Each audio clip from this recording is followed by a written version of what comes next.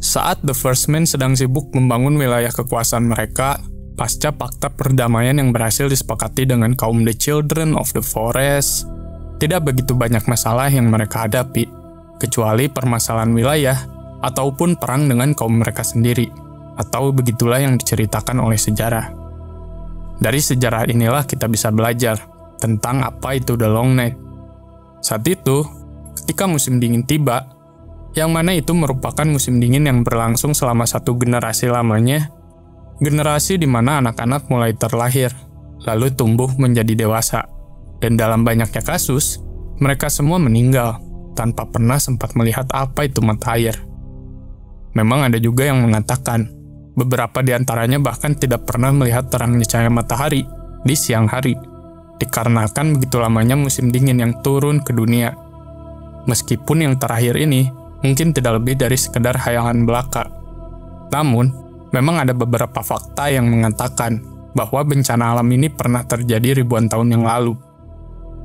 Dalam buku yang berjudul Wonders Made by Man ciptaan Lomas Longstrider, menceritakan tentang pertemuan para keturunan rakyat Rhoynar di reruntuhan kota Kroyane, yang secara naas, mereka semua mengalami apa yang disebut dengan sebuah kisah kegelapan, yang mana berhasil membuat para orang-orang Rhoynar ini kemudian menyusut dan menghilang, dan perairannya mulai membeku hingga sampai ke Selhoru.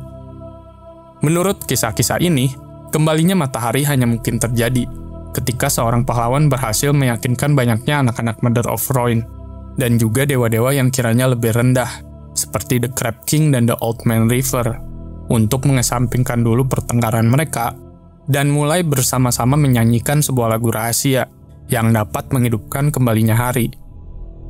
Terdapat catatan sejarah di Asai tentang cerita kegelapan seperti itu, dan juga tentang seorang pahlawan yang berperang melawan musuh-musuh tersebut, menggunakan pedang menyala yang disebut dengan Lightbringer. Dan sosok pahlawan itu akhirnya berhasil memimpin umat manusia menuju kemenangan. Pertempuran tersebut konon terjadi bahkan jauh sebelum bangsa Valyria berdiri. Legenda ini lalu menyebar hingga ke barat daerah Asai, dan para pengikut R'hllor mengklaim bahwa sosok pahlawan ini bernama Azor Ahai, dan mereka meramalkan bahwa ia akan kembali lagi ke dunia. Menurut Jade Compendium, Colloquo Votan menceritakan tentang legenda aneh dari Yiti, yang menyatakan bahwa matahari menyembunyikan wajahnya dari bumi seumur hidupnya. Ia terlihat seperti malu kepada seseorang yang wujudnya tidak dapat dijelaskan oleh siapapun. Dan bencana itu hanya dapat dicegah oleh wanita berekor monyet. Meskipun para meister di Citadel dari dulu telah berusaha untuk mempelajari berapa lama kiranya pergantian musim di zaman itu, nyatanya segala upaya yang mereka coba pelajari ini tidak pernah menghasilkan sebuah konklusi yang konkret. Namun, jika musim dingin ini bisa benar-benar terjadi, seperti yang sering diceritakan di dalam dongeng, maka bencana kemiskinan akan sangat mungkin terjadi hingga ke level yang paling parah. Selama berlangsungnya musim dingin yang paling sulit ini, konon para orang tua dan orang yang kiranya paling lemah memiliki suatu kebiasaan, di mana mereka akan pergi berburu dan tidak akan pernah kembali lagi, dikarenakan upayanya untuk membantu mengurangi jatah makanan bagi mereka-mereka yang mungkin lebih membutuhkannya. Tidak diragukan lagi bahwa praktik-praktik ini merupakan sebuah hal yang biasa pada era The Long Night. Akan tetapi, terdapat kisah-kisah lain yang sepertinya sangat sulit untuk bisa dipercayai. Namun, informasi ini sangatlah penting bagi sejarah. Tentang suatu makhluk yang dikenal sebagai The Others atau White Walkers. Menurut kisah-kisah ini, mereka semua berasal dari kawasan The Land of Always Winter.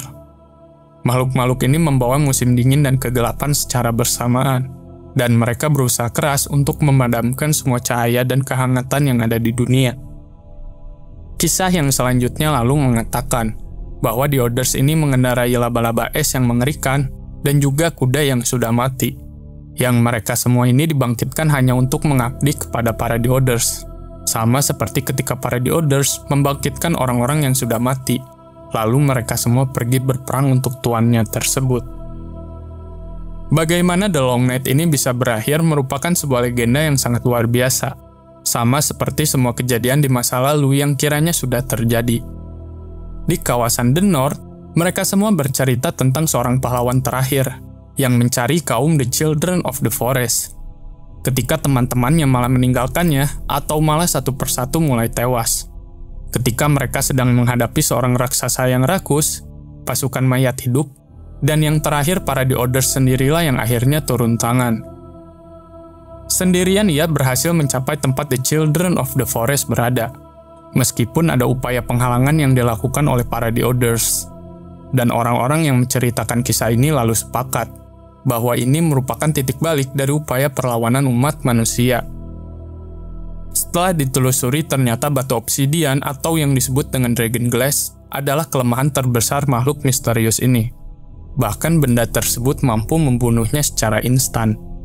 Yang mana benda lain seperti Dragon Steel juga merupakan salah satu kelemahan terbesar dari The Orders.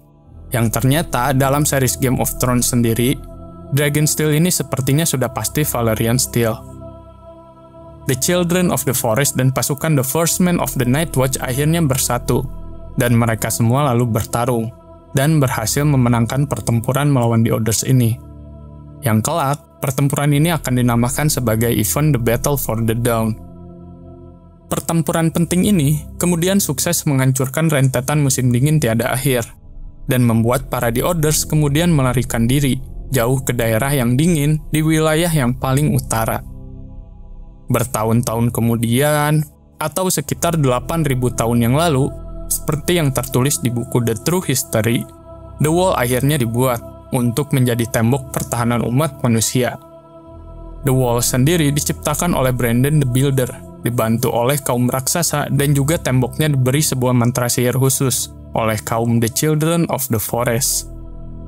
Struktur tembok itu adalah sebuah es yang sangat padat, yang membentang ratusan kilo panjangnya dari ngarai di barat hingga ke kawasan The Shivering Sea, memotong wilayah The Land of Always Winter dengan sisa kawasan Westeros. Pasukan Night Watch pun dibentuk untuk bertugas menjaga tembok besar ini dari segala ancaman dari luar The Wall. Dalam buku yang berjudul Lies of the Ancient karangan Archmaester Thomas, ia berpendapat bahwa walaupun saat ini orang-orang tidak banyak menganggap cerita The Long Night itu demikian, yang mana mereka malah menganggap kisah tersebut hanyalah cerita bualan, ataupun legenda tak berdasar milik kaum The First Men dan Wildlings.